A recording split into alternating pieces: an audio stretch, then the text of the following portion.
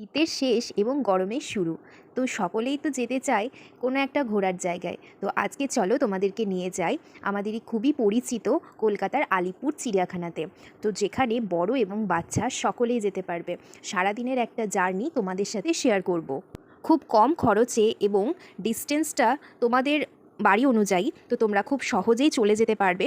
এবং সমস্ত গাইড আজ তোমাদেরকে করব এবং শেয়ার করব কিছু ভিডিও, যাতে তোমাদের অনেক হেল্পফুল হয়। এবং সারাদিনের জার্নিটা আমি কেমন করে কাটালাম সেটা সমস্ত কিছুই তোমাদের সাথে শেয়ার করব। তো আশা করছি ভিডিওটা তোমাদের সকলের ভীষণ ভালো লাগবে। তো সবাই প্রথম থেকে শেষ অবধি ভিডিওটা কন্টিনিউ দেখো। তো আমি চলে গেছিলাম সকালবেলাতে কাটোয়া থেকে হাওড়া স্টেশনে, হাওড়া টু কাটোয়া লোকাল ধরে। তো সকালবেলায় আমি বেরিয়ে গেছি এবং দেখতেই পাচ্ছ যে হাওড়া স্টেশনে কতটা পরিমাণে ভিড় ছিল। তো তোমরা যদি হাওড়া স্টেশন থেকে অবশ্যই আলিপুর জুতে যাও, তো তোমরা 121 নাম্বার বাসে করে চলে যাবে। আর যদি তোমরা কেউ দমদম মেট্রো ধরে যাও, তো সেখানে তোমাদের ওয়াকিং ডিস্টেন্স 7 থেকে 10 মিনিটের মধ্যে তোমরা চলে যেতে পারবে। এছাড়া তোমরা যদি কেউ শিয়ালদা স্টেশন থেকে যেতে চাও, তাহলে 230 নম্বর এবং 260 নম্বর বাসে করে চলে যেতে পারবে। আলিপুর জুয়ের ওপেনিং টাইম হচ্ছে সকাল 9টা থেকে এবং ক্লোজিং টাইম হচ্ছে বিকেল 4:30 পর্যন্ত। এবং তোমরা ভিতরে জলের ব্যবস্থা, আইসক্রিম, খাবার সমস্ত কিছুই পেয়ে যাবে, কিন্তু কোনো রকম প্লাস্টিক সেখানে ব্যবহার করা যাবে না। এবং ভিতরটা অবশ্যই পরিষ্কার পরিচ্ছন্ন তোমাদের নিজেদেরকেই রাখতে হবে। ভিতরে তোমরা অনেক কিছু অ্যানিমালসদেরকে দেখতে পারবে এবং অনেক কিছু নলেজও গেন করতে পারবে। সেখানে সমস্ত রকম ডিটেলস দেওয়া আছে।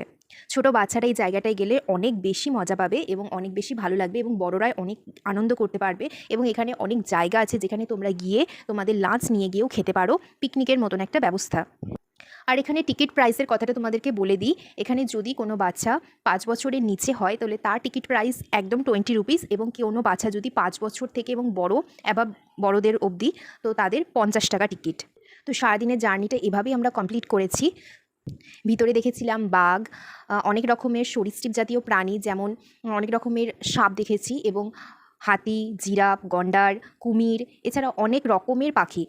তোমরা অবশ্যই যদি এই ধরনের জিনিসগুলো দেখতে চাও, অবশ্যই আলিপুর জু একবার ভিজিট করতেই হবে তোমাদের। আর সকলকে বলবো গরম একটু পড়ার আগেই এখানে ভিজিট করো, কারণ গরমের মধ্যে এতটা ডিস্টেন্স তোমরা যেতে পারবে না। যেহেতু আমার ডিস্টেন্সটা অনেকটাই বেশি, যেহেতু আমার বাড়ি থেকে কলকাতাটা অনেকটাই দূর, তো সকলকে বলবো গরমের আগে একবার ভিজিট করো, কারণ গরমের মধ্যে এবং আলিপুর জুয়ের যে ভিতরের যে এরিয়াটা সেটা অনেকটা বড়, তো তোমাদের ঘুরতে অনেকটাই সময় লাগবে। যেমন হাতে 3 থেকে 4 ঘন্টা নিয়ে এসো, না হলে ভিতরটা পুরোপুরি ঘুরে দেখতে পারবে না। আর অবশ্যই সেখানে আমি ফার্স্টেই দেখিয়েছি ম্যাপ আছে, এবং সেই ম্যাপটা দেখে তোমরা ভিতরটা ভিজিট করতে তোমাদের অনেকটা সুবিধা হবে। এছাড়াও যদি তোমরা কেউ অনলাইনে টিকিট কাটতে চাও, সেটারও সমস্ত রকম সুব্যবস্থা আছে।